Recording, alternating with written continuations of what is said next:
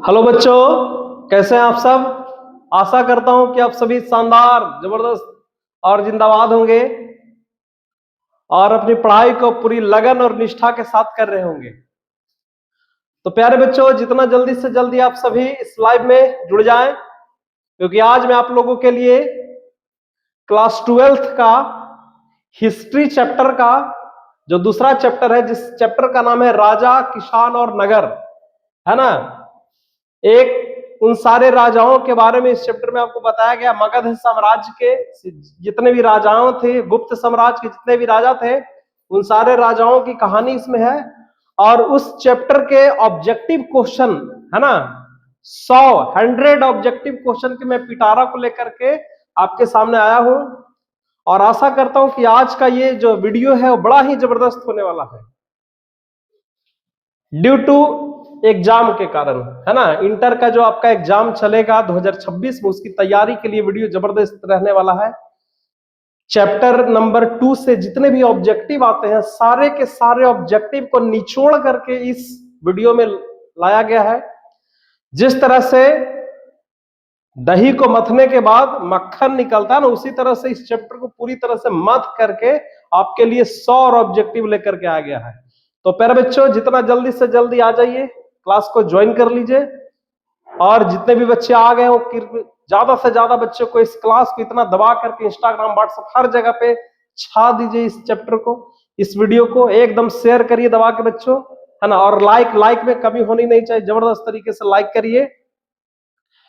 और मैं इस चैप्टर को शुरू करूंगा, लेकिन मैं आपसे कमिटमेंट चाहता हूं कि प्यारे बच्चों, अगले 1 से 1.5 घंटे बिल्कुल आप एकदम बने रहें इस वीडियो के ऊपर, क्योंकि अगले 1 से 1.5 घंटे के अंदर आपको वह सारे ऑब्जेक्टिव दिए जाएंगे जो प्रीवियस क्वेश्चन, जो भी पिछले 10 साल, है ना, इस चैप्टर से पिछले 10 साल में जो जो क्वेश्चन पूछा है, वो सारे क्वेश्चन का इसके अंदर संग्रह है। और इसके अलावा भी और भी अच्छे अच्छे ऑब्जेक्टिव जो इस चैप्टर से निकलते हैं, सारे के सारे ऑब्जेक्टिव को इस क्लास में लेकर के आ गया है। तो प्यारे बच्चों, जल्दी से जल्दी इस क्लास को ज्वाइन करें। जितना जल्दी से जल्दी प्यारे बच्चों इस क्लास को ज्वाइन कर लें, क्योंकि बहुत ही जल्द आप लोगों के सामने चैप्टर 2 का ऑब्जेक्टिव के प्रश्न आने वाले हैं। और यदि आप पेपर पेन के साथ बैठना चाहते तो पेपर पेन के साथ भी बैठ जाइए, क्योंकि आप इस क्वेश्चन का आंसर पहले आप अपने कॉपी में लिखिए, ताकि पता चले कि आप अगले 100 क्वेश्चन में कितना क्वेश्चन आप यहां से कर पाए हैं। तो चलिए मैं स्टार्ट करता हूं आज के चैप्टर नंबर 2, जिसका नाम है राजा, किसान और नगर, ऑब्जेक्टिव क्वेश्चन, क्लास 12 हिस्ट्री की तैयारी हम लोग करने जा रहे हैं। हिस्ट्री की तैयारी कर रहे हैं, जिसमें ऑब्जेक्टिव क्वेश्चन को देखेंगे। आइए तो सबसे पहला क्वेश्चन के ऊपर प्यारे बच्चों, इसके पहले क्वेश्चन के ऊपर हम लोग आते हैं। सबसे पहला क्वेश्चन देखिए आप लोग के सामने है ना। जवाब दीजिएगा, मौर्य साम्राज्य का संस्थापक कौन था। जी हाँ प्यारे बच्चों, देखिएगा, मौर्य साम्राज्य का संस्थापक, है ना, मतलब कि मौर्य साम्राज्य की स्थापना किसने किया था। जल्दी जल्दी जवाब दीजिए, कौन था संस्थापक। चंद्रगुप्त मौर्य, अशोक, बिंबिसार या अजातशत्रु, कौन था बच्चों मौर्य साम्राज्य का संस्थापक। जी हाँ, तो जो आंसर ए किए हैं क्लिक, उनका बिल्कुल सही आंसर होने वाला, क्योंकि मौर्य साम्राज्य का संस्थापक कौन था बच्चों, चंद्रगुप्त मौर्य थे, मौर्य वंश के संस्थापक थे। ठीक है। और मौर्य साम्राज्य जो था वो मगध में आता था। किस में आता था प्यारे बच्चों, मगध में, है ना। मगध साम्राज्य का जो पहला जो वंश था वो हर्यक वंश था। कौन सा वंश था, हर्यक वंश। दूसरा वंश कौन सा प्यारे बच्चों, दूसरा जो वंश था उसका नाम था शिशुनाग वंश। कौन सा वंश, शिशुनाग वंश। तीसरा जो वंश था वो था आपका नंद वंश, है ना। और चौथा जो साम्राज्य था प्यारे बच्चों, वो साम्राज्य था आपका, कौन सा साम्राज्य था, वो था आपका मौर्य साम्राज्य। ठीक है। और इसी मौर्य साम्राज्य के संस्थापक कौन थे, चंद्रगुप्त मौर्य थे। चलिए तो हम लोग अगले क्वेश्चन के ऊपर चलते हैं। अगला क्वेश्चन आपके स्क्रीन पे देखिए, कहता धम्म महामात्र क्या था, है ना। ये धम्म से आपको समझ में आना चाहिए कि ये धम्म महामात्र क्या था। ठीक है। और ये किसने इसकी रचना, ये धम्म महामात्र की नियुक्ति किसने किया था। ठीक है। तो मौर्य वंश का ही एक शासक था जिसका नाम था अशोक। मौर्य वंश के एक शासक थे, एक प्रतापी राजा थे अशोक, जिनको अशोका द ग्रेट भी कहा जाता है, अशोक महान भी कहा जाता है। और धम्म महामात्र का क्या कार्य था? पर बच्चों जल्दी से जल्दी जवाब दीजिए। सबसे पहला ऑप्शन है धम्म का प्रचार, दूसरा ऑप्शन है राजस्व का संग्रह, तीसरा ऑप्शन है मंदिर का निर्माण, और चौथा ऑप्शन इनमें से कोई नहीं। बताइए कौन सा आंसर होगा, है ना? जो भी प्यारे बच्चों ए आंसर लगाए उनका राइट आंसर होगा, क्योंकि धम्म महामात्र का अर्थ होता है धम्म का प्रचार करना, है ना? और धम्म महापात्रों की नियुक्ति किसने की थी? तो मौर्य वंश का ही एक राजा था, तीसरा राजा कहिए, जिसका नाम था अशोक। अशोक ने धम्म महामात्र की क्या की थी? नियुक्ति की थी। चलिए तो अगला क्वेश्चन, क्वेश्चन नंबर 3 के ऊपर आते हैं। क्वेश्चन नंबर 3 क्या है, थोड़ा ध्यान दीजिए। क्वेश्चन नंबर 3 है, हरिसेन ने प्रयाग प्रशस्ति अभिलेख में किस शासक की प्रशंसा की है? देखिए हरिसेन, है ना? देखिए कौन सा, अशोक, समुद्रगुप्त, चंद्रगुप्त, ये चंद्रगुप्त है, और यह प्रभावती गुप्त। बताइए जितना जल्दी जल्दी आंसर दीजिए, कौन होगा? हरिसेन ने प्रयाग प्रशस्ति अभिलेख में किस शासक की प्रशंसा की है? सबसे पहले आपको ये जानने की जरूरत है, हरिसेन, है ना? इलाहाबाद का प्रयाग प्रशस्ति अभिलेख कहाँ है? इलाहाबाद में है, याद रखिएगा। इलाहाबाद का प्रयाग प्रशस्ति, जिसमें हरिसेन ने किस राजा के बारे में, इसके बारे में लिखा है? तो बताइए प्यारे बच्चों, कौन सा? गुप्त वंश का एक राजा था, है ना? गुप्त वंश का एक राजा था जिनका नाम था समुद्रगुप्त। क्या नाम था? समुद्रगुप्त, जिनको भारत का नेपोलियन भी कहा जाता है। क्या कहा जाता है प्यारे बच्चों? भारत का नेपोलियन भी उनको कहा जाता है ना? और इन्होंने ही प्रयाग प्रशस्ति में इस राजा की क्या किया था? प्रशंसा किया था। ठीक है, चलिए तो अगले क्वेश्चन, क्वेश्चन नंबर 4 के ऊपर हम लोग आते हैं। क्वेश्चन नंबर 4 क्या है? क्वेश्चन नंबर 4 क्या बच्चों कि गौतमी पुत्र सतकर्णी, जी हाँ, गौतमी पुत्र जो सतकर्णी था उसका संबंध किस राजवंश से था, है ना? गौतमी पुत्र सतकर्णी, गौतमी पुत्र सतकर्णी, जल्दी से जल्दी जवाब दीजिए। गौतमी पुत्र सतकर्णी किस राजवंश से थे? किस राजवंश का शासक था? सातवाहन, कुषाण, कण्व, शुंग। बताइए पर बच्चों जिनका भी आंसर ए है उनका सही आंसर है, क्योंकि गौतमी पुत्र सतकर्णी जो थे वो किस वंश से थे? सातवाहन वंश के थे। और सातवाहन वंश का संस्थापक कौन था?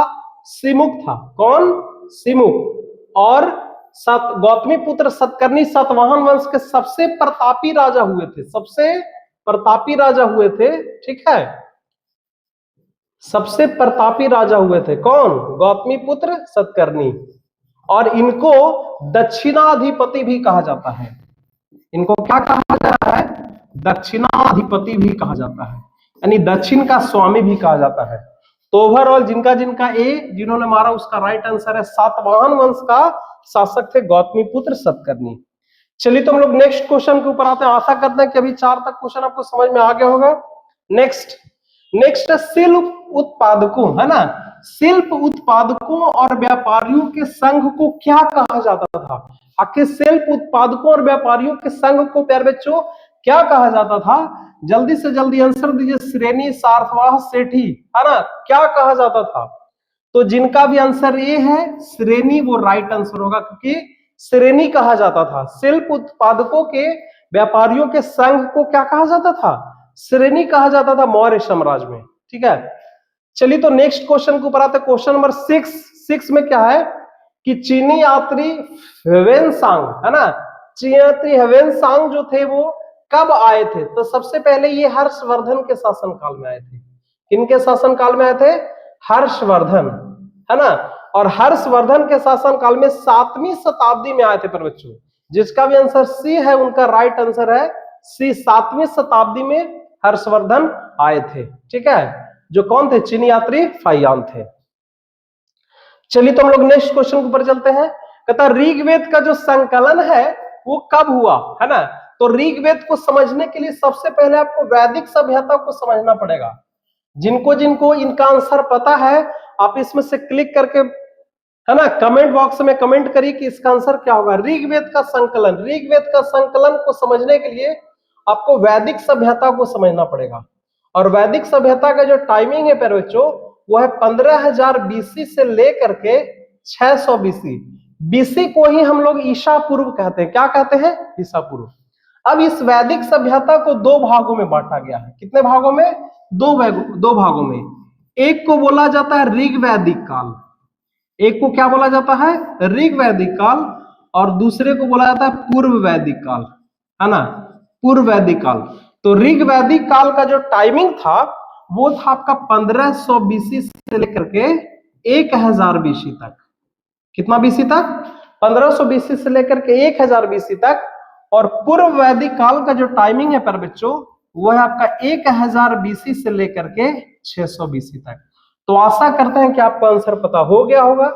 इससे ऋग वैदिक का संकलन बता रहा था। ऋग वैदिक 1500 से 1000 बीसी, जिनका जिनका बी होगा वो क्या हो जाएगा? राइट आंसर होगा। चलिए तो हम लोग नेक्स्ट क्वेश्चन के ऊपर चलते हैं। नेक्स्ट क्वेश्चन, क्वेश्चन नंबर 8 है। आशा करते हैं कि 7 नंबर क्वेश्चन तक आपको समझ में आ गई होगी। क्वेश्चन नंबर 8 देखिए। 8 क्या है प्यारे बच्चों, है ना? अभी तक जो जो ज्वाइन नहीं किए जल्दी से ज्वाइन करिए। क्लास बड़ा ही जबरदस्त है आज का।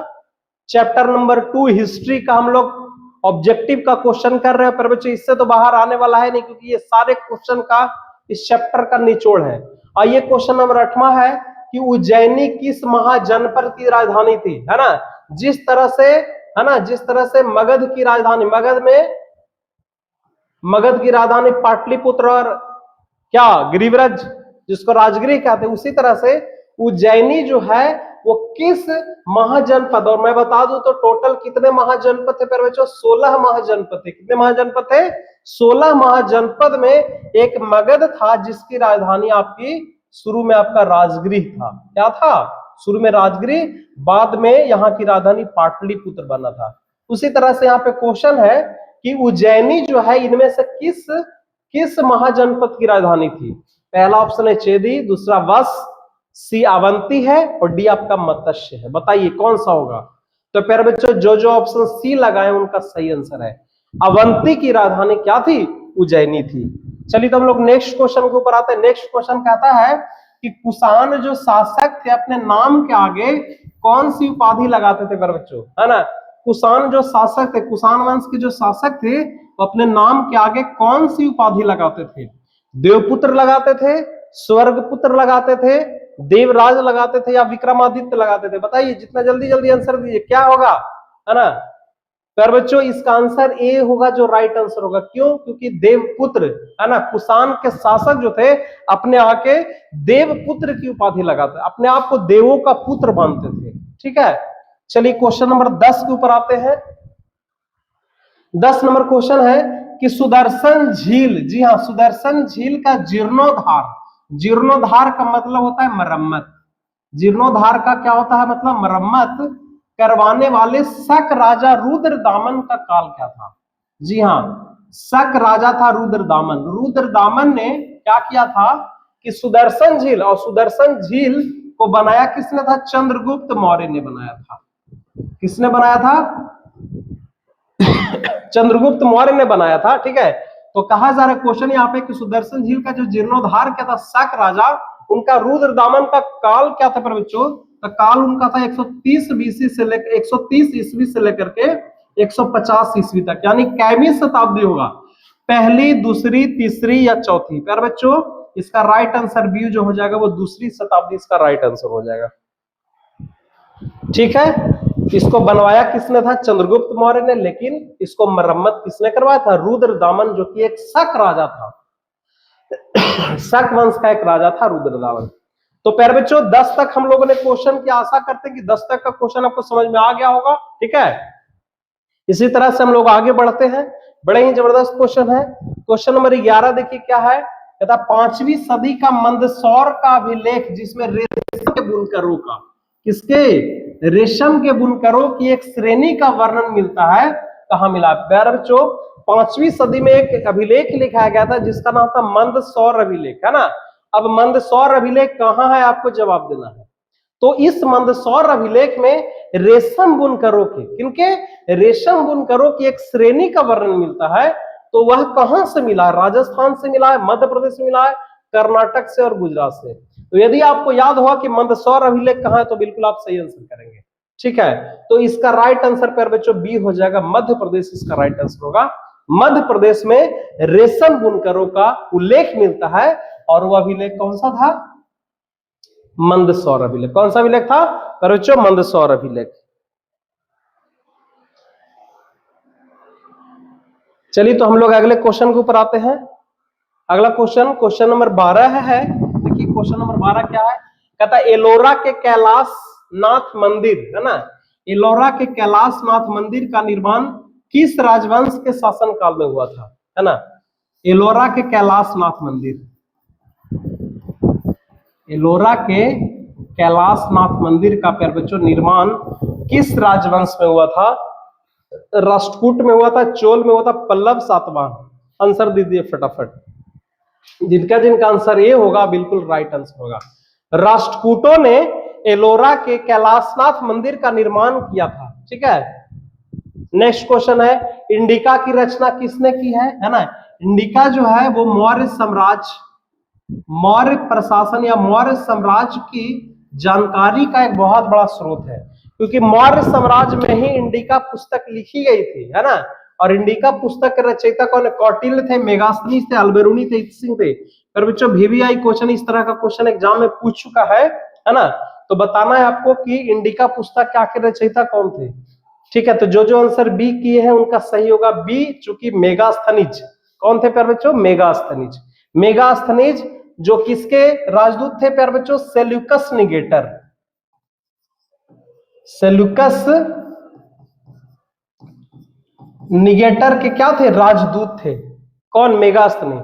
और सेल्यूकस निगेटर कौन था? तो सेल्यूकस निगेटर था सिकंदर का सेनापति था। कौन था? सिकंदर का सेनापति। सिकंदर ने जब भारत पर आक्रमण किया था तो उस समय मगध साम्राज्य का शासक कौन था? चंद्रगुप्त मौर्य। जिस समय मगध पे आक्रमण किया था उस समय चंद्रगुप्त मौर्य उसके क्या थे? राजा थे।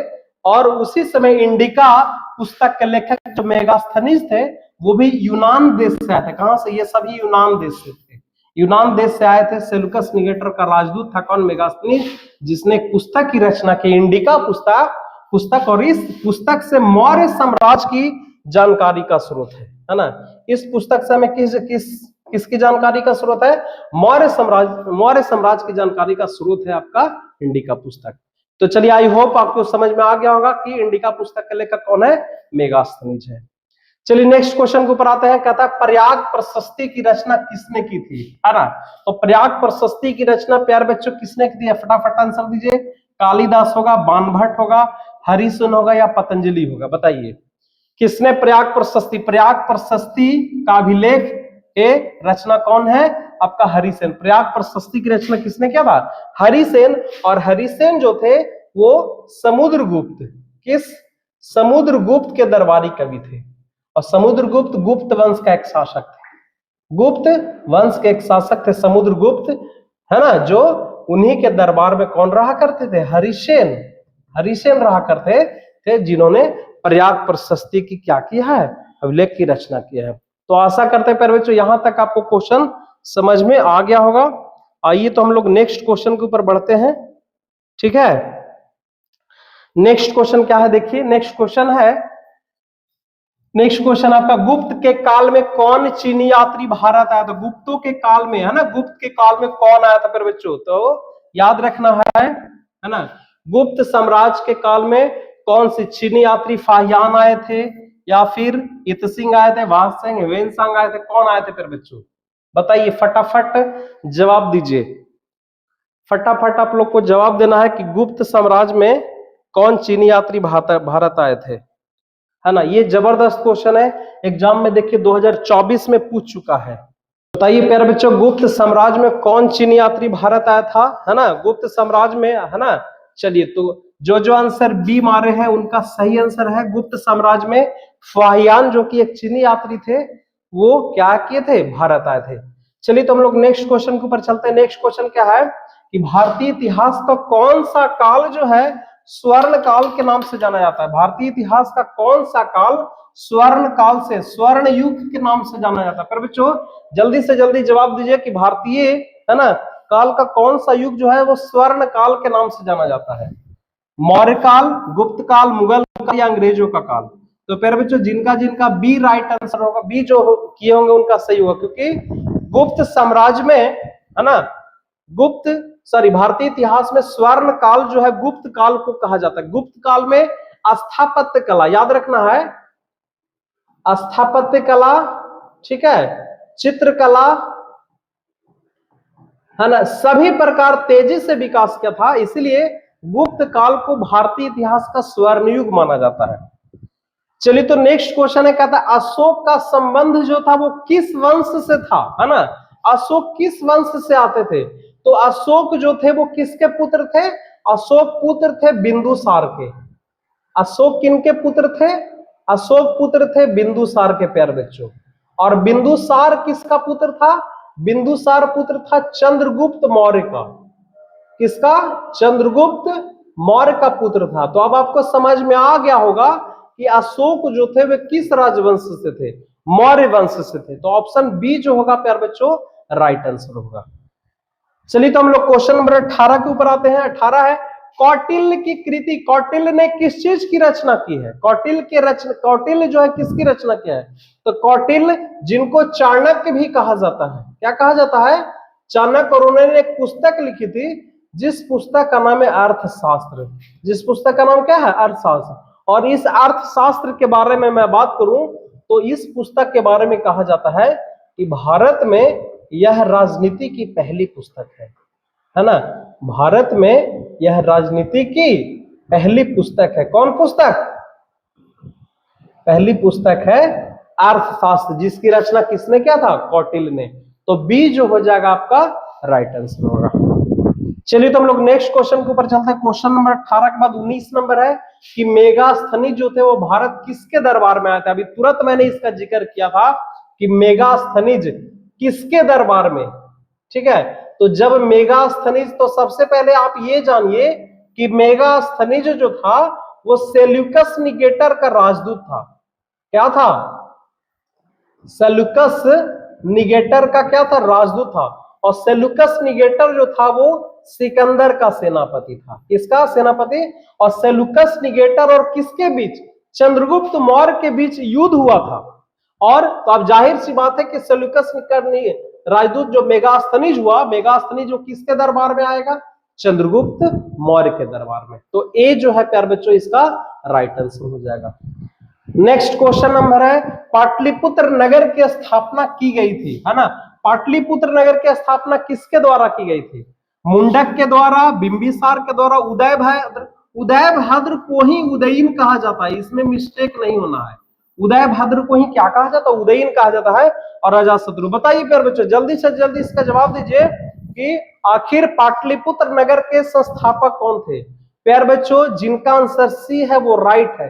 उदयभद्र या उदयीन जो थे वे पाटलिपुत्र नगर के संस्थापक थे। और यह पाटलिपुत्र किसकी राजधानी थी?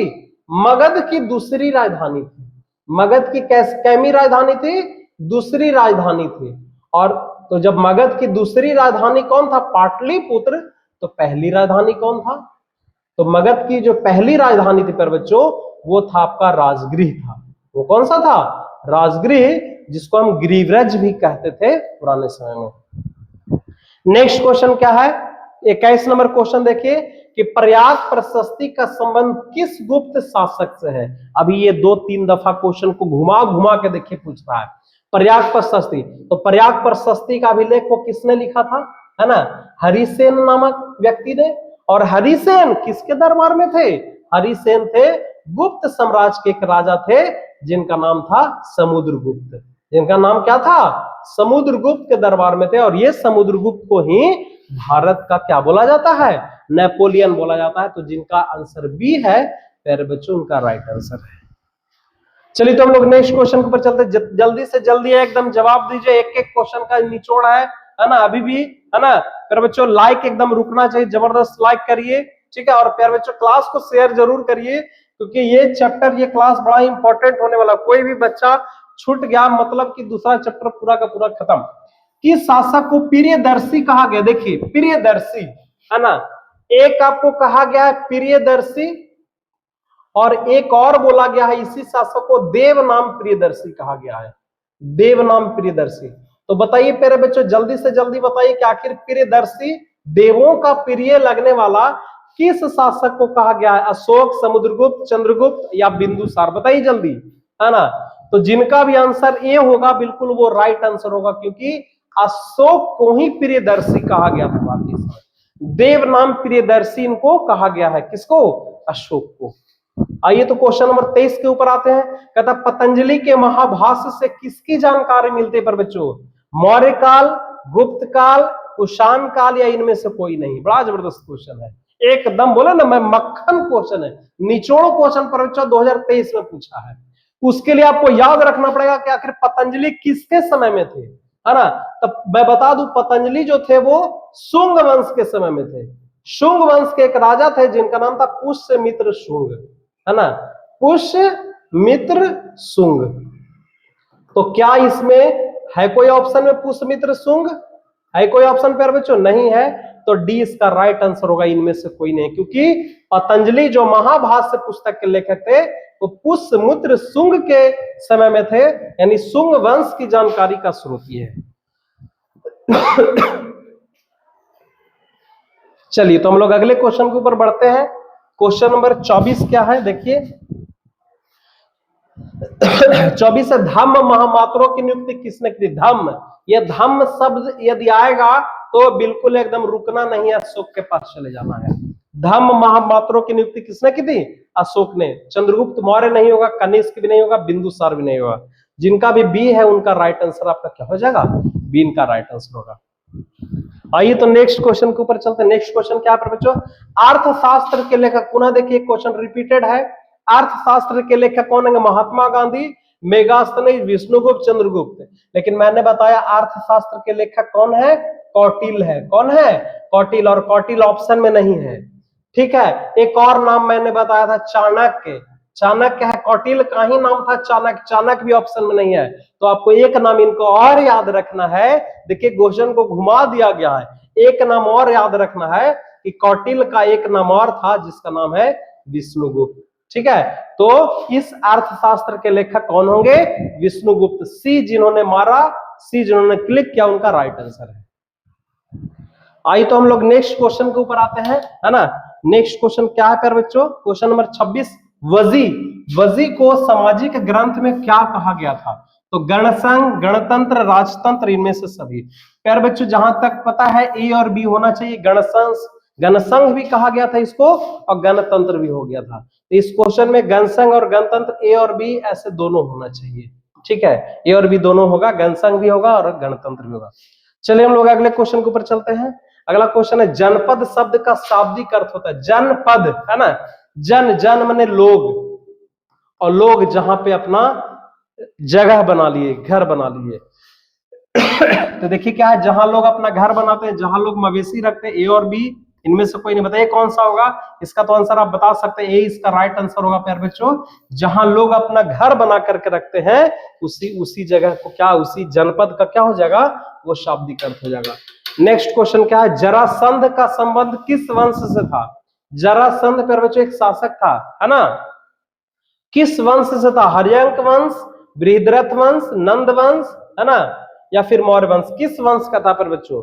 जल्दी से जल्दी जवाब दीजिए, ठीक है। जरासंध का संबंध किस वंश से था? बृहद्रथ वंश से था। बी जो होगा वो क्या हो जाएगा? राइट आंसर होगा। नेक्स्ट क्वेश्चन, क्वेश्चन नंबर 29 देखिए, तक्षशिला विश्वविद्यालय कहां स्थित था? तक्षशिला विश्वविद्यालय प्यारे बच्चों कहां स्थित था, है ना। ये था के जगह पे है रहना चाहिए तो ज्यादा मजा होगा। तक्षशिला विश्वविद्यालय वर्तमान में अभी कहां पे है? पाकिस्तान में है। ए जो होगा राइट आंसर होगा। नेक्स्ट क्वेश्चन क्या है, भारत का नेपोलियन जो है किस शासक को कहा जाता है? देखिए इतना जबरदस्त VVI क्वेश्चन है, देख सकते हैं 15 में, 18 में, 21 में पूछा है। भारत का नेपोलियन किससे कहा जाता है? अशोक को, समुद्रगुप्त को, अकबर को, चंद्रगुप्त मौर्य को? जल्दी जल्दी जवाब दीजिए पर बच्चों, क्या इसका राइट आंसर होगा? भारत का नेपोलियन, है ना, किसे कहा जाता है? समुद्रगुप्त को कहा जाता है। जिनका भी बी होगा उनका सही आंसर है। नेक्स्ट, अंगराज आधुनिक बिहार के किस जिले में स्थित है? अंगराज, है ना, जो कि एक मगध जो 16 जनपदों में विभक्त था, उसमें से एक था प्यारे बच्चों अंग, जो कहाँ था, पटना में था, नालंदा में था, वैशाली में था, भागलपुर में, जिसकी अंगराज की राजधानी प्यारे बच्चों चंपा थी। अब आपको बताना है कि अंगराज वर्तमान में किस जगह पर स्थित था, अभी का स्थिति क्या होना चाहिए। तो प्यारे बच्चों डी जो होगा राइट आंसर होगा भागलपुर। अभी भागलपुर जिला में उस समय अंगराज हुआ करता था। नेक्स्ट क्वेश्चन नंबर 32, मेगास्थनीज प्यारे बच्चों कौन था? मेगास्थनीज यात्री था, व्यापारी था, राजदूत था या गुलाम था? मैं अभी थोड़ी देर पहले चर्चा की, बताइए जल्दी जल्दी से जल्दी बताइए, मेगास्थनीज कौन था, है ना? तो मेगास्थनी राजदूत था। किसका राजदूत था प्यारे बच्चों? सेल्यूकस निकेटर का। किसका? Seleucus Nicator. सेल्यूकस निकेटर का क्या था? मेगास्थनी राजदूत था। ठीक है, तो सी जो होगा उसका क्या हो जाएगा? राइट आंसर होगा। आइए तो हम लोग नेक्स्ट क्वेश्चन के ऊपर चलते हैं। धम्म नीति की शुरुआत, देखिए फिर से धम्म आ गया। धम्म नीति की शुरुआत किसने किया था? सी प्यारे बच्चों राइट आंसर हो जाएगा। अशोक इसका क्या हो जाएगा? राइट आंसर है। नेक्स्ट क्वेश्चन नंबर 34, पाटलिपुत्र नगर की स्थापना कब और किस नदी के किनारे पर की गई थी? पाटलिपुत्र नगर की स्थापना और किस नदी के संगम पर? गंगा, जमुना, सरस्वती। गंगा तो समझ में आता है, जमुना गलत। सोन, फल्गु, गंगा। सोन और गंगा समझ में आ रहा है, फल्गु गलत। पुनपुन, गंडक, फल्गु, ये भी दिक्कत है। पुनपुन, सोन और गंगा, डी जो है प्यारे बच्चों इसका राइट आंसर हो जाएगा। डी यानी पुनपुन, सोन और गंगा के संगम पर ही, है ना, पाटलिपुत्र नगर के क्या है? स्थापना की गई। अभी आप जाइए पटना में तो वहां पे पुनपुन नदी भी मिलेगी, एक तरफ गंगा तो है और दूसरी तरफ सोन नदी भी आकर के वहां पे गई है। क्वेश्चन नंबर 35 कहता कलिंग का युद्ध प्यारे बच्चों कब लड़ी गई थी, है ना? कलिंग, कलिंग वर्तमान में अभी कहाँ है? उड़ीसा में है। कहाँ है प्यारे बच्चों? कलिंग उड़ीसा में है। और कलिंग की लड़ाई किनके किनके बीच हुई थी, है ना? तो अशोक, अशोक और वहां की राजधानी, वहां की रानी कौन थी? पद्मा। इनके बीच में कलिंग का युद्ध हुआ था। और मैं बता दूं कलिंग, इसी कलिंग युद्ध के बाद अशोक जो है वो अशोक चंडाशोक पहले था, यानी पहले मार काट में बिलोंग करता, बिलीव करता था, विश्वास करता था। उसके बाद चंडाशोक से वो क्या बन गया था? धर्माशोक बन गया था। तो बताइए कलिंग की लड़ाई कब लड़ी गई थी, है ना? जबरदस्त VVI क्वेश्चन पर बच्चों। कब हुआ? 261 ईस्वी पूर्व, ईसा पूर्व, 280 ईसा पूर्व, 235 ईसा पूर्व, 290 ईसा पूर्व? बताइए। तो जिनका जिनका आंसर ए है उनका राइट होगा, क्योंकि 261 BC में कलिंग युद्ध क्या हुई थी? लड़ी गई थी। नेक्स्ट है मुद्रा राक्षस किसकी रचना पर? मुद्रा राक्षस एक देखा जाए तो एक उपन्यास किताब है जो कौटिल्य, विशाखदत्त, मेगास्थनीज, इनमें से कोई नहीं। बताइए कौन सा इसका राइट आंसर होगा फिर बच्चों? मुद्रा राक्षस पुस्तक के लेखक, तो जिनका आंसर बी है वो राइट आंसर होगा। बी यानी कि विशाखदत्त जो है वो मुद्रा राक्षस इनकी रचना है। नेक्स्ट, मगध साम्राज्य की स्थापना किसने की? बड़ा जबरदस्त क्वेश्चन है ना? अब यहाँ पे आ गया मगध साम्राज्य, जो कि पूरे 16 जनपद में विभक्त था, है ना? कितने जनपद में? 16 जनपद में। और 16 जनपद में सबसे शक्तिशाली जनपद जो था, सबसे शक्तिशाली जनपद हो जा बच्चों, वो था आपका मगध। और पूछा जा रहा है कि इस मगध के स्थापना किसने किया था? बिंबिसार, अजातशत्रु, उदयन और नागदशक। देखा जाए तो सभी मगध साम्राज्य के राजा है, लेकिन जब तक आप मगध साम्राज्य की कहानी आपको नहीं पता चलेगा तब तक याद नहीं हो सकता है। बताइए, है ना? तो जो जो आंसर ए किए हैं उनका राइट आंसर होगा ए जो है बिंबिसार मगध साम्राज्य के क्या थे? संस्थापक थे। नेक्स्ट, अगुंतर निकाय, यहाँ पे अगुंतक होगा। अगुंतक निकाय के अनुसार महाजनपदों की संख्या कितनी थी? टोटल कितने महाजनपद थे, है ना? टोटल कितने महाजनपद थे बच्चों? 16 महाजनपद थे। कितने महाजनपद थे? 16, यानी कि बी जो हो जाएगा आपका क्या हो जाएगा? राइट आंसर होगा। नेक्स्ट क्वेश्चन नंबर 39 पे आइए। कहता है चंद्रगुप्त मौर्य का शासन काल क्या था, है ना? चंद्रगुप्त मौर्य कब से कब तक शासन किए? 544 से 412, 491 से 459, 344 से 323 या 320 से 298 BC? बताइए क्या होगा तीनों में, है ना? तो प्यारे बच्चों जिनका जिनका डी आंसर है उनका राइट होगा। 320 ईस्वी से 298 ईसा पूर्व में चंद्रगुप्त मौर्य शासन किए थे। नेक्स्ट क्वेश्चन है, विक्रमादित्य की उपाधि किस सम्राट ने ग्रहण की थी? बहुत जबरदस्त क्वेश्चन है। विक्रमादित्य, विक्रमादित्य के बारे में बात करूं तो ये गुप्त साम्राज्य के शासक हुए, गुप्त साम्राज्य के शासक हुए, गुप्त वंश के शासक थे। अब आप लोग को बताना है कि क्या चंद्रगुप्त प्रथम, चंद्रगुप्त द्वितीय, समुद्रगुप्त या स्कंदगुप्त, बताना है कौन होगा, है ना। राइट आंसर क्या होगा मेरे बच्चों, बताइए जल्दी। बी, चंद्रगुप्त टू, चंद्रगुप्त द्वितीय नहीं, विक्रमादित्य की क्या की थी, उपाधि धारण की थी, जो किस साम्राज्य से बिलोंग करते हैं, गुप्त साम्राज्य से। आइए क्वेश्चन नंबर 41 के ऊपर आते हैं। मौर्य काल का प्रसिद्ध यूनानी यात्री कौन था? मौर्य काल में कौन जो था वो यूनान का एक प्रसिद्ध यात्री था, बताइए, है ना। रॉबर्ट सिविले, मेगास्थनीज, है ना, या अल्बेरूनी या फ्रांसिस वर्नियर। आपको बताना है कि कौन सा होगा प्यारे बच्चों, है ना, बताइए जल्दी। जिनका जिनका बी है ना, ये बी आपका ऑप्शन है, मेगास्थनीज इसका क्या हो जाएगा, राइट आंसर होगा। ठीक है, मेगास्थनीज ही जो थे वो मौर्य काल के यूनानी यात्री थे। नेक्स्ट क्वेश्चन है 42, वेनसांग किस देश का यात्री था? वेनसांग, है ना, वेनसांग कहां से आया था? चीनी यात्री है वेनसांग, जैसा कि नाम से स्पष्ट है। सी जो हो जाएगा पर बच्चों इसका राइट आंसर है। नेक्स्ट क्वेश्चन का जवाब दीजिए। अशोक द्वारा प्रचारित बौद्ध धर्म कहां प्रचलित नहीं हुआ? जल्दी जल्दी बताइए, है ना। क्वेश्चन आपके सामने 43 नंबर क्वेश्चन देखिए क्या है।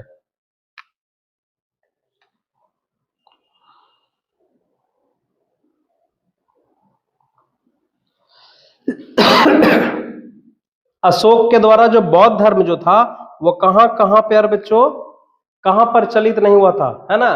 तो सीरिया, ब्रिटेन, श्रीलंका या जापान, कहां पे प्रचलित नहीं हुआ था, बताइए। तो 3 जगह हुआ था इसमें, सीरिया में भी हुआ था, श्रीलंका में भी हुआ था, जापान में हुआ था। ब्रिटेन में यह प्रचलित नहीं था, यानी ब्रिटेन जो है इसका आंसर हो जाएगा। ब्रिटेन में बौद्ध धर्म नहीं है ना, ब्रिटेन में आपका ईसाई धर्म आपको मिलेगा। नेक्स्ट है क्वेश्चन, फूट डालकर विजय प्राप्त करने का कार्य सर्वप्रथम किस राजा ने किया था? किस राजा ने फूट डालता था, लोगों को, राजाओं को लड़वाने का कार्य करता था? समुद्रगुप्त, चंद्रगुप्त मौर्य, अजातशत्रु या अशोक, बताइए जल्दी से इसका आंसर दीजिए। इसका आंसर क्या होगा प्यारे बच्चों? फूट डालकर विजय प्राप्त करने का कार्य सर्वप्रथम किस राजा ने किया था? किस राजा ने किया था, है ना। सी जो हो जाएगा राइट आंसर होगा, अजातशत्रु ने फूट डालकर और विजय प्राप्त करने का कार्य किया था।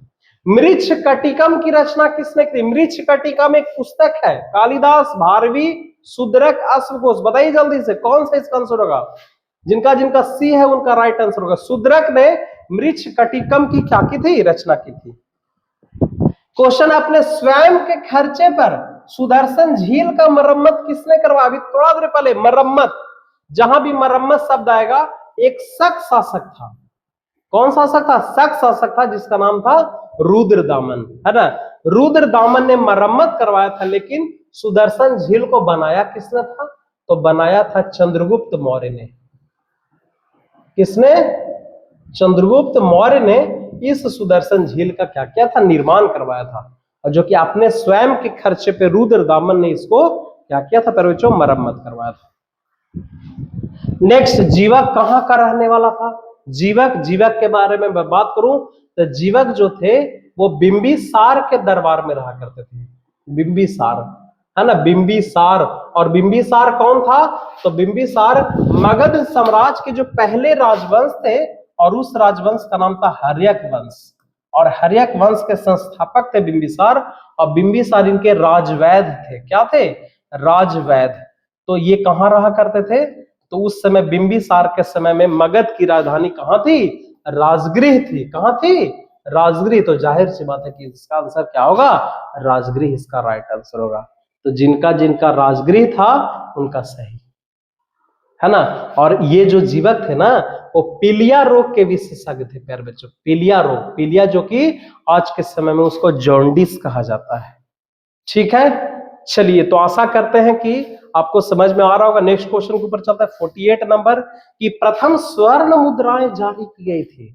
बड़ा जबरदस्त है। प्रथम स्वर्ण मुद्राएं, स्वर्ण मुद्रा मौर्यों के द्वारा, सातवाहनों के द्वारा, कुषाणों के द्वारा या गुप्तों के द्वारा। तो प्रथम जो स्वर्ण मुद्रा था फिर बच्चों वो कुषाणों ने जारी किया था। सी जो हो जाएगा इसका क्या हो जाएगा, राइट आंसर होगा। नेक्स्ट 49 नंबर क्वेश्चन क्या है, यूरोप का समुद्रगुप्त कौन था? यूरोप का समुद्रगुप्त है ना, तो यूरोप आप बताइए समुद्रगुप्त कौन था? तो समुद्रगुप्त भारत का गुप्त साम्राज्य का एक शासक था, भारत का एक गुप्त राजा था, गुप्त साम्राज्य का क्या था, राजा था, जिसको नेपोलियन कहा जाता है। क्या कहा जाता है? नेपोलियन। कहाँ का नेपोलियन? भारत का नेपोलियन कहा जाता है। और ये नेपोलियन कहाँ था प्यारे बच्चों? ये नेपोलियन फ्रांस का एक राजा था। और नेपोलियन क्यों कहा जाता है? क्योंकि नेपोलियन एक बहुत ही जबरदस्त राजा था जिसने अपने जिंदगी में कोई भी युद्ध नहीं हारा था। उसी तरह से समुद्रगुप्त भी एक ऐसा राजा था जो भारत के है ना लगभग 20 से 25 राजाओं को अपने पैरों तले दबा दिया था, है ना, मतलब कि उसको भारत के राजाओं को हराया था। कौन? समुद्रगुप्त।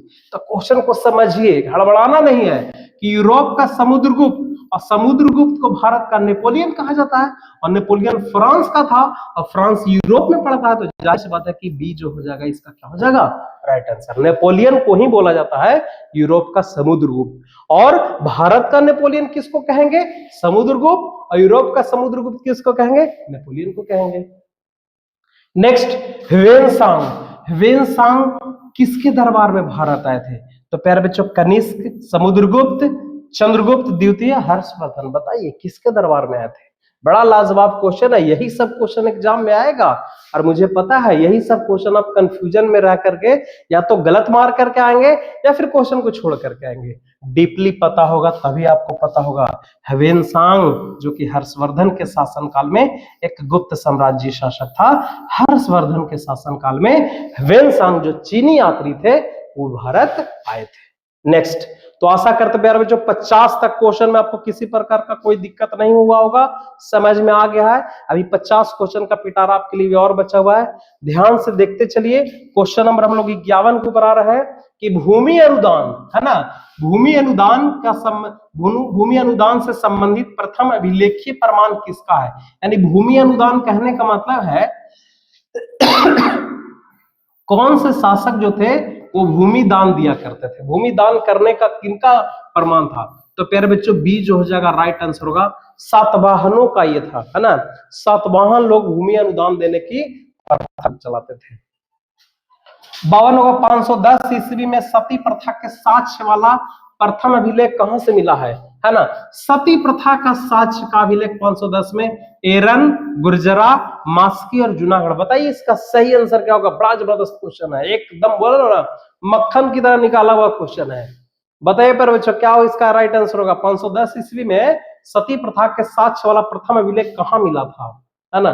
तो ए जो होगा राइट आंसर, एरन के अभिलेख में, है ना, सती प्रथा का साक्ष्य मिलता है। ए जो होगा फिर बच्चों राइट आंसर होगा। आइए तो नेक्स्ट क्वेश्चन के ऊपर चलते हैं। किस शिलालेख से अशोक के द्वारा कलिंग विजय का पता चलता है? अशोक ने कुल, है ना, 14 शिलालेख लिखवाए थे। कितना शिलालेख?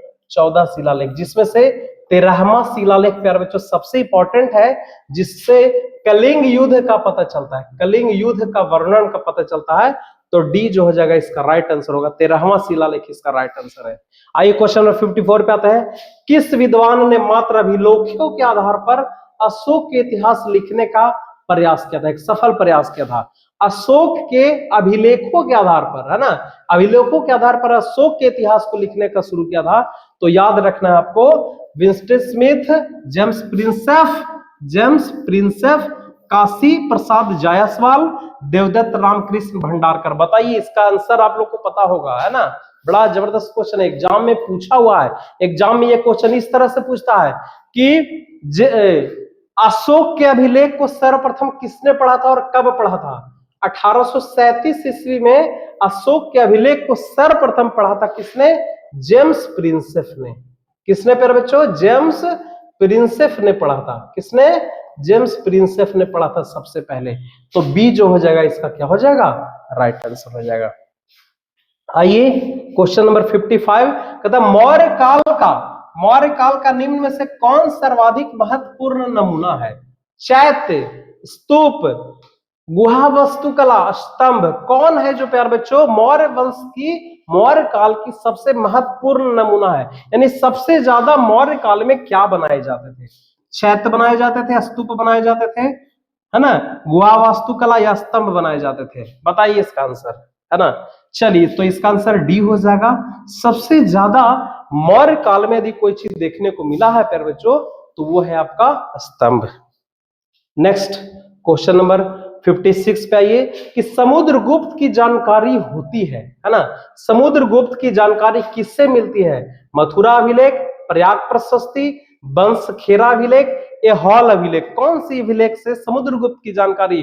तो इतना लगभग ये क्वेश्चन 4 दफा घुमा करके देखिए पूछा है ना।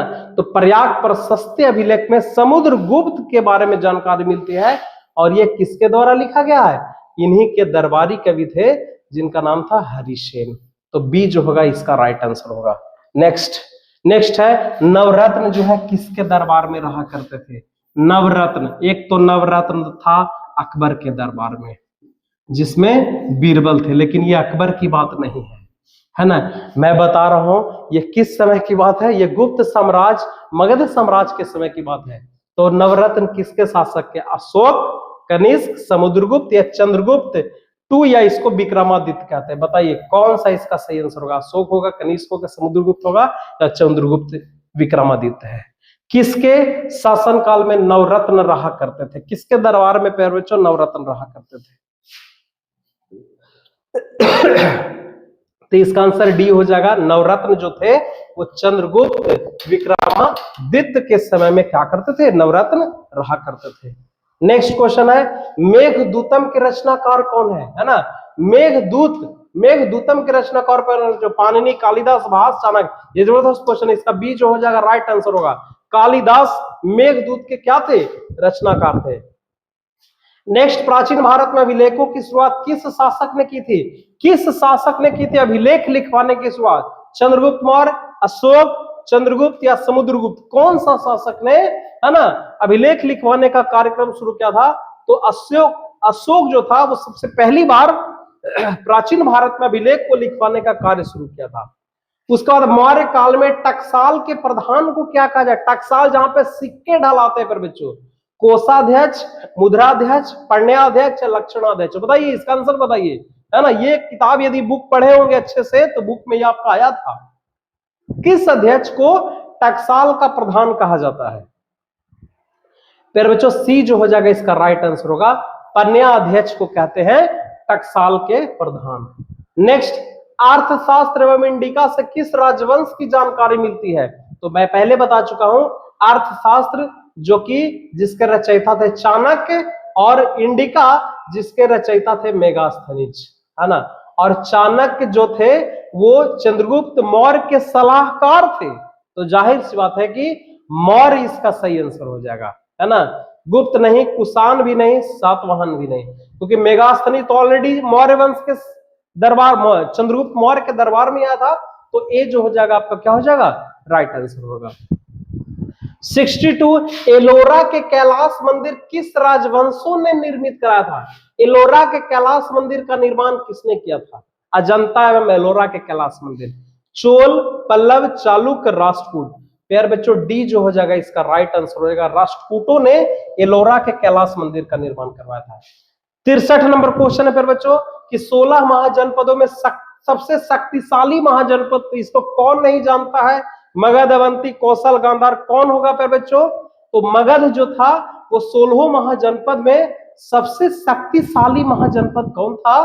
तो आपका कौन था? मगध था। आइए तो नेक्स्ट क्वेश्चन के ऊपर चलते हैं। नेक्स्ट क्वेश्चन देखिए 64 नंबर क्वेश्चन आपके सामने है, ध्यान दीजिएगा। क्या है?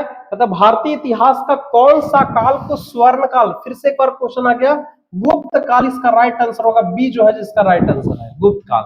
निम्नलिखित में से किसने संस्कृत व्याकरण पर अष्टाध्यायी पुस्तक नामक ग्रंथ के रचनाकार कौन थे?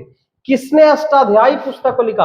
आर्यभट्ट, भारद्वाज, चाणक्य या पाणिनि? बताइए कौन से व्यक्ति जो थे जिन्होंने अष्टाध्यायी पुस्तक को लिखा था? तो प्यार बच्चों डी जो होगा राइट आंसर होगा। अष्टाध्यायी पुस्तक के लेखक कौन होंगे? पाणिनि जी थे। नेक्स्ट है फाहियान किसके शासनकाल में भारत आया था, है ना? चीनी यात्री फाहियान, बताइए जल्दी बताइए, फाहियान किसके शासनकाल में? समुद्रगुप्त, रामगुप्त, चंद्रगुप्त टू, स्कंदगुप्त। चंद्रगुप्त टू को ही विक्रमादित्य कहा जाता है, विक्रमादित्य, जो गुप्त वंश का प्रतापी शासकों में से एक था आपका विक्रमादित्य, और विक्रमादित्य ही इसका राइट आंसर होगा। चंद्रगुप्त टू ही इसका राइट आंसर होगा, जिसके काल में फाहियान जो कि चीनी यात्री थे भारत आए थे। नेक्स्ट क्वेश्चन क्या है प्यारे बच्चों? कनिष्क का राज्यारोहण कब हुआ था? यानी कि कनिष्क जो है गद्दी पर कब बैठा था, है ना? तो कनिष्क गद्दी पर बैठा था 48 ईस्वी, 78 ईस्वी में, 88 ईस्वी, 98। चलिए जल्दी से बताइए कौन इसका आंसर होगा प्यारे बच्चों? 78 ईस्वी में कनिष्क गद्दी पर बैठा था, और इसी समय बैठते के साथ भारत में इसने एक संवत चलाया था जिसका नाम है शक संवत। कौन सा संवत? शक संवत चलाया था। आइए 68 नंबर क्वेश्चन के ऊपर आते हैं। 68 नंबर क्वेश्चन है, कलिंग युद्ध का वर्णन किस अभिलेख में किया गया है ना? कलिंग युद्ध का वर्णन जो है वो किस अभिलेख में? 10वें अभिलेख, 11वें अभिलेख, 12वें अभिलेख, 13वें अभिलेख, बताइए किस अभिलेख में कलिंग युद्ध का वर्णन है? तो प्यारे बच्चों डी जो हो जाएगा राइट आंसर होगा 13वें शिलालेख। हालांकि अशोक का ये शिलालेख है, और अशोक ने टोटल 14 शिलालेख लिखवाया था। कितना शिलालेख लिखवाया था? 14 शिलालेख, जिसमें से 13वां शिलालेख में अशोक ने कलिंग युद्ध का क्या है वर्णन मिलता है। 13वां शिलालेख में कलिंग युद्ध का क्या है वर्णन है। 69 में शक संवत का आरंभ किसने किया था? अशोक, चंद्रगुप्त या कनिष्क या हर्षवर्धन? बताइए कौन जो था वो शक संवत का आरंभ किया था? तभी बताया शक संवत के आरंभ करने वाले शासक कनिष्क थे, जिन्होंने 78 एडी में, है ना, 78 ईस्वी पूर्व ईस्वी में, है ना, शक संवत का शुरू किया था। किसने? कनिष्क ने। क्वेश्चन नंबर 70 है, देवनाम प्रिय अर्थात देवताओं को प्रिय लगने वाला यह उपाधि निम्न में से किस शासक को दी गई थी? कौन से शासक को देवनाम प्रिय कहा गया है? चंद्रगुप्त मौर्य, बिंदुसार, अशोक या जयद्रथ? बताइए देवनाम प्रिय, पहले भी आ गया है। फिर बच्चों सी जो होगा राइट आंसर होगा। देवनाम प्रिय किसको कहा गया है? अशोक को कहा गया है। नेक्स्ट क्वेश्चन है, प्राचीन नालंदा विश्वविद्यालय के संस्थापक कौन थे? फिर बच्चों जबरदस्त क्वेश्चन है, बताइए कौन थे प्राचीन नालंदा विश्वविद्यालय के संस्थापक? अशोक था, समुद्रगुप्त, स्कंदगुप्त या कुमारगुप्त? बताइए, है ना, जल्दी बताइए कौन था प्राचीन नालंदा विश्वविद्यालय के संस्थापक? डी जो हो जाएगा राइट आंसर होगा। कुमारगुप्त प्रथम जो था, है ना, वो नालंदा विश्वविद्यालय के क्या थे? संस्थापक थे। अगला क्वेश्चन है, हाथी गुफा अभिलेख, 72 नंबर क्वेश्चन पर बच्चों, हाथी गुफा अभिलेख किस शासक से संबंधित है? बताइए इसका आंसर क्या होगा? हाथी गुफा अभिलेख किस शासक से संबंधित है? किस शासक ने हाथी गुफा अभिलेख को क्या किया था? लिखवाया था? रुद्रदामन होगा, स्कंदगुप्त होगा, विजयसेन होगा या खारवेल होगा? बताइए इसका आंसर, है ना। तो डी खारवेल का अभिलेख से, किसके? हाथी गुफा अभिलेख का वर्णन खारवेल शासक ने इसको क्या किया था? लिखवाया था। नेक्स्ट, अभिलेखों का अध्ययन क्या कहलाता है? इतिहास, पुरातत्व, मुद्रा शास्त्र या अभिलेखा शास्त्र? क्या होता है? अभिलेखों के अध्ययन को बोला जाता है अभिलेख शास्त्र, यानी कि डी जो होगा इसका क्या हो जाएगा? राइट आंसर होगा। आइए 74 नंबर क्वेश्चन के ऊपर, अशोक कौन से बौद्ध भिक्षु के प्रभाव में आकर के बौद्ध धर्म का समर्थक बन गया? किस बौद्ध भिक्षु से इन्होंने दीक्षा लेकर के बौद्ध धर्म का समर्थक? उपगुप्त, उपाली, राधागुप्त, नागसेन? बताइए इसका राइट आंसर क्या होगा? जल्दी से फटाफट बताइए प्यारे बच्चों। इसका राइट आंसर प्यारे बच्चों ए हो जाएगा उपगुप्त। उपगुप्त जो थे, जिन्होंने बौद्ध भिक्षु के प्रभाव में आकर के अशोक जो था वो बौद्ध धर्म का क्या बन गया था? समर्थक। नेक्स्ट है, मौर्य काल में राजकीय कृषि का प्रधान क्या था? कृषि से संबंधित सीता कहा जाता है, और इसके अध्यक्ष को कहा जाता था सीताध्यक्ष कहा जाता है, यानी कि इसमें बी जो हो जाएगा आपका क्या हो जाएगा? राइट आंसर होगा। सीता अध्यक्ष इसका राइट आंसर होगा। 75 का क्या हो जाएगा? बी। नेक्स्ट क्वेश्चन नंबर 76 है कि निम्नलिखित में से किसने सबसे पहले भारत में स्वर्ण सिक्के जारी किए थे। बड़ा जबरदस्त क्वेश्चन हो गया। भारत में स्वर्ण सिक्के किसने जारी किए थे? सबसे पहले मौर्य, यूनानी, हिंदू यूनानी, कुषाण और गुप्त।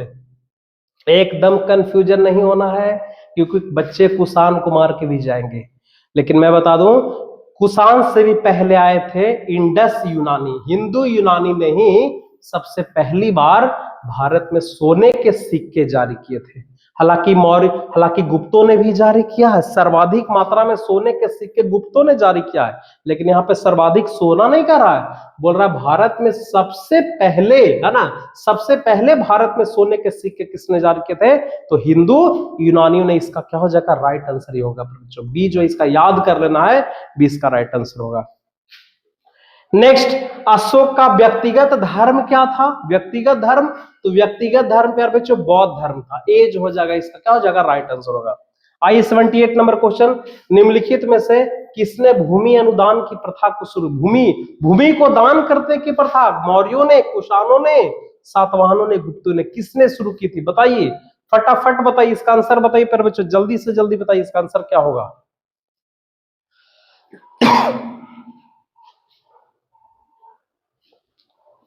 भूमि अनुदान की प्रथा किसने शुरू किया था प्यारे बच्चों? तो सी जो हो जाएगा इसका राइट आंसर, सातवाहनों ने। किसने? सातवाहनों ने सबसे पहली बार भूमि अनुदान की प्रथा को क्या किया था? शुरू किया था। मुद्रा राक्षस, फिर से मुद्रा राक्षस के लेखक कौन थे? कौटिल्य, कालिदास, विष्णु शर्मा, विशाख दत्त। ये पुनः रिपीटेड क्वेश्चन, ये डी इसका राइट आंसर हो जाएगा। 80 प्रयाग प्रशस्ति की रचना, पुनः आ गया क्वेश्चन, हरिसेन। सी इसका राइट आंसर हो जाएगा, प्रयाग प्रशस्ति की रचना हरिसेन ने। 80 नंबर क्वेश्चन तक पर बच्चों आपको समझ में आ गया होगा। यदि समझ में आ गया तो कमेंट बॉक्स में यस लिखिए कि यस सर समझ में आ गया। नेक्स्ट 81 नंबर क्वेश्चन देखिए, चंद्रगुप्त मौर्य किस धर्म को मानने वाला शासक था? बड़ा जबरदस्त क्वेश्चन है। बौद्ध धर्म, जैन धर्म, शैव धर्म या वैष्णव धर्म? किस धर्म को मानने वाला शासक था प्यारे बच्चों? तो याद रखना है जैन धर्म। अशोक बौद्ध धर्म था, है ना। और देखा जाए तो अशोक का ये दादा हो गए, चंद्रगुप्त मौर्य कौन हो गए? अशोक का दादा थे, है ना। क्यों? क्योंकि चंद्रगुप्त मौर्य का पुत्र हुआ बिंदुसार, है ना, और बिंदुसार का पुत्र हुआ कौन? अशोक। अशोक दादे न हुए, तो दादा जैन धर्म को मानता था और पोता जो था वो कौन धर्म को मानता था? बौद्ध धर्म को मानता। तो याद रखना है चंद्रगुप्त मौर्य किस धर्म को मानने वाला शासक था? जैन धर्म को मानने वाला शासक था। नेक्स्ट, मौर्यकालीन कलिंग राज कहां स्थित है? बड़ा जबरदस्त क्वेश्चन है। मौर्यकालीन कलिंग राज बिहार में, बंगाल में, उड़ीसा में, मध्य प्रदेश। बताइए इसका आंसर क्या होगा? कौन सा आंसर होगा पर बच्चों? सी जो इसका राइट आंसर हो जाएगा। वर्तमान में कलिंग अभी कहां पे है? उड़ीसा में है। नेक्स्ट, मौर्य वंश का अंतिम राजा कौन था? अंतिम राजा प्यार बच्चों, अशोक, कुणाल, संप्रति या बृहद्रथ? बताइए कौन सा राजा था सबसे अंतिम राजा? डी जो हो जाएगा इसका, बृहद्रथ इसका सबसे अंतिम राजा था। किस वंश का? मौर्य वंश का सबसे अंतिम राजा कौन था? बृहद्रथ था। आइए नेक्स्ट क्वेश्चन क्या है कि निम्नलिखित में से मगध की राजधानी कौन सी थी? राजगृह, उज्जैन, तक्षशिला, गांधार। जानकारी के लिए मैं बता देता हूं कि मगध की पहली राजधानी थी राजगृह। कौन थी? राजगृह। इसको किसने बसाया था? राजगीर नगर को बसाया था बिंबिसार ने। किसने प्यार बच्चों? बिंबिसार ने बसा करके मगध की पहली राजधानी बनाई थी। लेकिन एक राजधानी और बना था और वो था आपका पाटलिपुत्र। तो पाटलिपुत्र को किसने बसाया था? पाटलिपुत्र नगर को बसाया था उदयन ने, है ना। और उदयन ने मगध की ये पहली राजधानी और ये दूसरी राजधानी। लेकिन यहाँ पे कह रहा है कि मगध की राजधानी कौन सी थी? तो इसमें पाटलिपुत्र तो है नहीं, है राजगृह। तो इसका आंसर ए जो हो जाएगा इसका राइट आंसर। आइए नेक्स्ट क्वेश्चन के ऊपर आते हैं हम लोग। नेक्स्ट क्वेश्चन है, कहता है अशोक ने महेंद्र और संघमित्रा को धर्म प्रचार के लिए किस देश भेजा था? अशोक, महेंद्र कौन थे? महेंद्र और संघमित्रा। अशोक का पुत्र था महेंद्र और पुत्री थी कौन? संघमित्रा। ये दोनों को भेजा था, कहां भेजा था? जापान मिस्र, वर्मा या सिंहल द्वीप। सिंहल द्वीप को श्रीलंका बोला जाता है। बताइए चारों में से कहां भेजा था महेंद्र और संघमित्रा को? अशोक भेजा था, फिर बच्चों श्रीलंका भेजा था। डी जो हो जाएगा इसका राइट आंसर होगा, श्रीलंका भेजा था, है ना। किस लिए भेजा था? तो बौद्ध धर्म के प्रचार के लिए, बौद्ध धर्म के प्रचार प्रसार करने के लिए सिंहल द्वीप श्रीलंका भेजा था अशोक। आइए तो नेक्स्ट क्वेश्चन के ऊपर आते हैं। नेक्स्ट क्वेश्चन, निम्नलिखित में से किस साम्राज्य ने भारत में पहली शताब्दी में सोने के सिक्के जारी किए थे? पहली शताब्दी में सोने के सिक्के जारी किए थे? मौर्य साम्राज्य, गुप्त साम्राज्य, कुषाण साम्राज्य?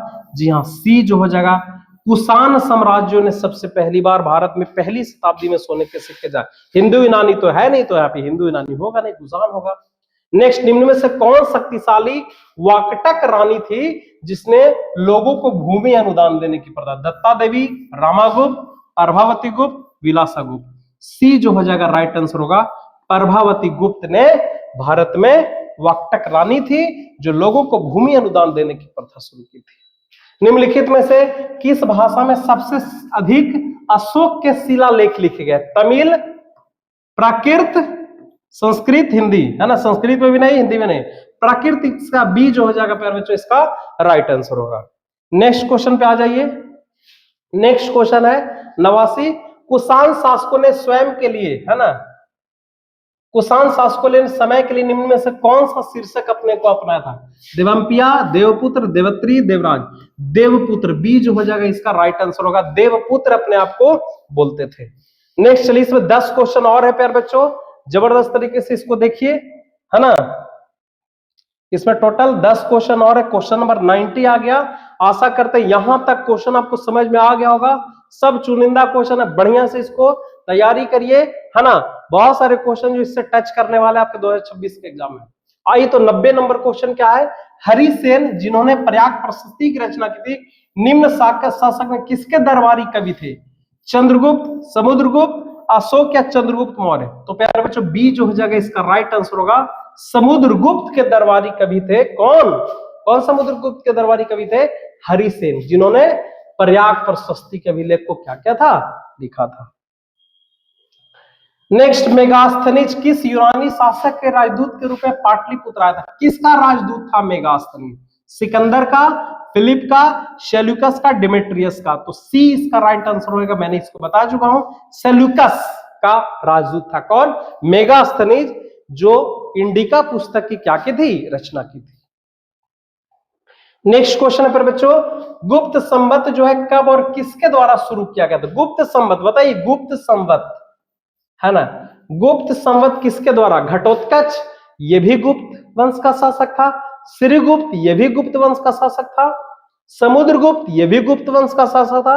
और चंद्रगुप्त प्रथम, ये भी गुप्त वंश का शासक था। आपको बताना है कि किस शासक ने गुप्त संवत का शुरू किया था। यदि 319 से याद होगा तब बिल्कुल आप सही करेंगे। डी जो हो जाएगा इसका राइट आंसर होगा, क्योंकि चंद्रगुप्त प्रथम ने गुप्त संवत की क्या की थी? गुप्त वंश का गुप्त संवत को शुरू किया था। नेक्स्ट, इंडिका किताब के लेखक ये आ गया मेगास्थनीज। क्वेश्चन नंबर 94, किस गुप्त शासक को उसके सिक्के पर वीणा बजाते हुए दिखाया गया है? वीणा बजाते हुए सिक्के पर दिखाया गया है। तो वीणा वादन का प्रेमी था पर बच्चों समुद्रगुप्त। सी को राइट आंसर रखेंगे, सी जो होगा इसका राइट आंसर होगा। नेक्स्ट क्वेश्चन, मगध का प्राचीनतम राजवंश कौन था? सबसे प्राचीन, सबसे पहला कोई राजवंश था तो वो था हर्यांक वंश। सबसे पहले हर्यांक वंश, उसके बाद शिशुनाग वंश, उसके बाद नंद वंश, उसके बाद मौर्य वंश, बाकी सारे वंश आते। तो सबसे प्राचीन या सबसे पहला वंश पूछेगा तो हर्यांक वंश। सी जो हो जाएगा आपका क्या हो जाएगा? राइट आंसर होगा। 96 नंबर क्वेश्चन देखिए, विक्रमादित्य की उपाधि किस सम्राट ने ग्रहण की थी?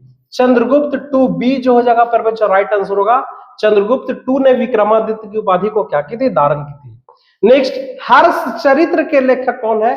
कौटिल्य, मेगास्थनीज, बाणभट्ट या उपरोक्त में से कोई नहीं? बताइए जल्दी, आंसर क्या होगा? प्यारे बच्चों आंसर सी जो हो जाएगा, बाणभट्ट ने हर्षचरित की क्या की थी रचना की थी। सेठी, सेठी आमतौर पर किन्हें कहा जाता था, धनी व्यापारी, शिल्पकार, किसान या सैनिक, किनको सेठी कहा जाता था। तो प्यारे बच्चों सेठी कहा जाता था किनको, सेठी धनी व्यापारी को कहा जाता था। ए जो हो जाएगा राइट आंसर।